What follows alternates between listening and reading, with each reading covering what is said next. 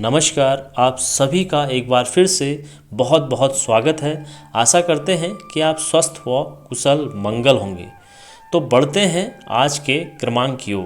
तो आज के क्रमांक में हम बात करने वाले हैं ऐसे 5 कार्यों के बारे में जो कि आपको प्रतिदिन अवश्य करना चाहिए। यदि आप धन की परेशानी से जूझ रहे हैं, आपको लगता है कि मेरे पास धन नहीं है या मैं बहुत प्रयास कर रहा हूँ फिर भी मेरे पास धन प्राप्त नहीं हो पा रहा है या धन का कोई मार्ग मुझे अभी तक दिखाई नहीं पड़ रहा है, तो यदि ये 5 कार्य आप करते हैं तो आपके जीवन में ये 5 कार्य 4 चांद लगा देंगे और जीवन में जो भी धन की परेशानियां हैं उससे आप पार पा लेंगे।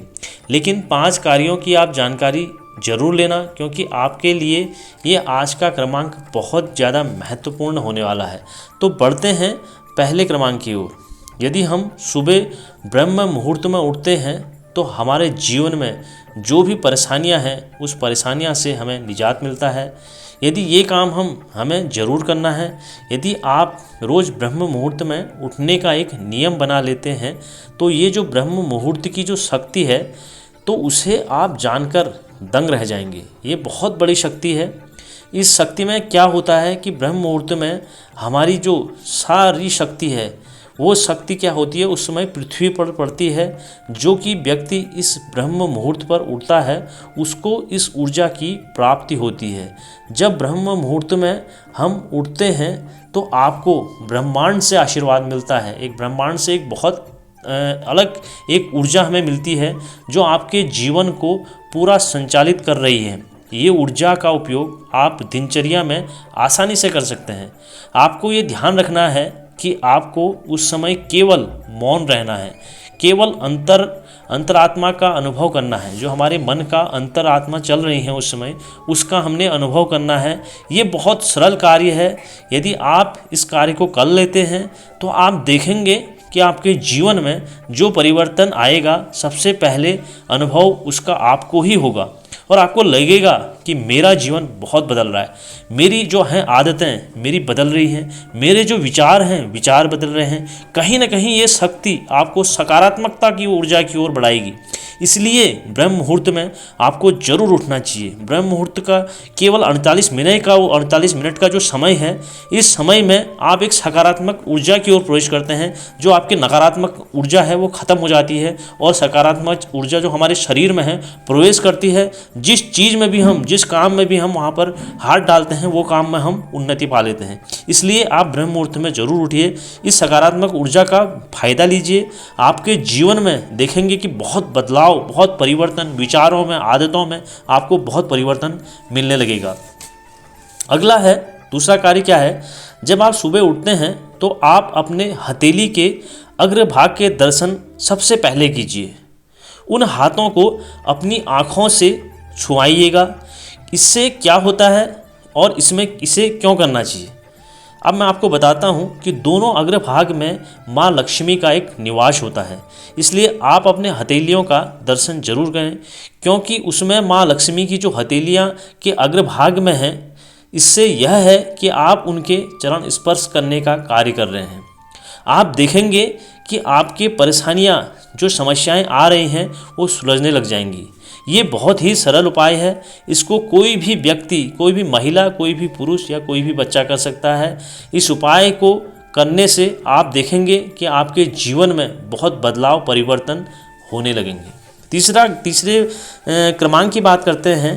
तीसरा कार्य हमारा क्या है कि जिसे आपने प्रतिदिन अपनी दिनचर्या में कर लिया तो महाराज जी से जो आदमी जुड़े हैं, जो व्यक्ति महाराज जी से जुड़े हैं, उन्हें प्रातःकाल महाराज जी की आराधना रोज़ करनी चाहिए। क्योंकि महाराज जी हमारे आराध्य देव हैं, हमारे महागुरु हैं।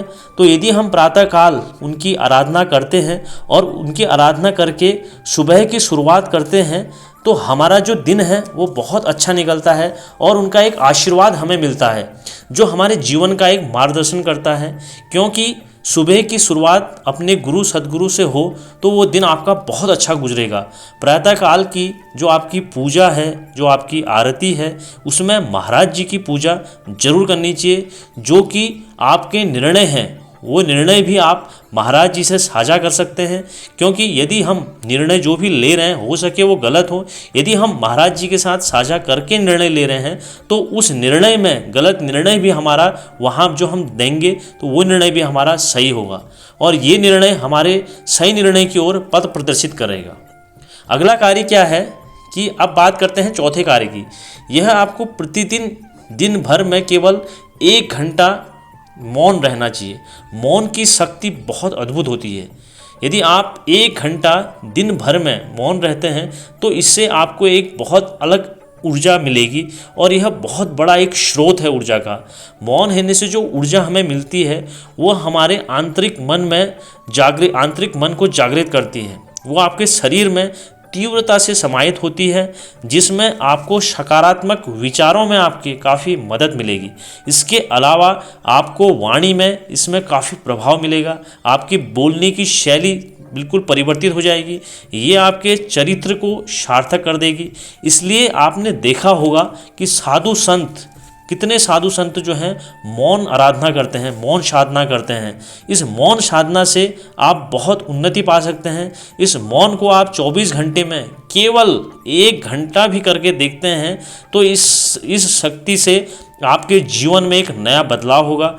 जो भी आपके मन में नकारात्मकता है या कोई भी धन की कमी है या कोई भी परेशानी है, उस परेशानी से आपको बहुत लाभ मिलेगा। यह बहुत बेहतरीन ये उपाय है। मौन शक्ति बहुत बड़ी शक्ति है। तो अगले कार्य की बात करते हैं, 5वें कार्य की, और ये भी बहुत सरल कार्य है। यदि आप प्रतिदिन जो भी बनाते हैं उस भोजन बनाने में से एक अंश गौ माता के लिए जरूर रखते हैं और उस गौ माता के लिए रखकर आप प्रतिदिन या सप्ताह में 1 दिन भी उस अंश को, उस भोजन को गौ माता को भोजन देते हैं तो उससे क्या होता है कि हमारे देवी देवताओं का वास होता है गौ माता में। और यदि आप भोज्य पदार्थ में से एक अंश गौ माता को देते हैं वह देवी देवताओं को प्राप्त होता है और वो आपका एक भोग देवी देवताओं के साथ साथ पितरों को भी इसका भोज्य मिलता है, जिससे हमारे पितर परलोक में खुश रहते हैं और हमारे जितने भी कष्ट हैं वो दूर होते हैं। यदि हम प्रतिदिन करते हैं तो बहुत अच्छा है। यदि हम अपने व्यस्त कार्यों से सप्ताह में 1 दिन भी गाय को और गौ माता को भोजन कराते हैं या जो भी हम भोजन बना रहे हैं उसमें से हम उनके लिए एक अंश रख रहे हैं, तो यदि हम सप्ताह में 1 दिन भी गौ माता को देते हैं तो इससे हमारे जीवन में एक सकारात्मक ऊर्जा का प्रवेश होता है और हमारे जीवन में काफ़ी उन्नति होती है। हमारे शरीर में एक नए ऊर्जा का प्रवेश होता है।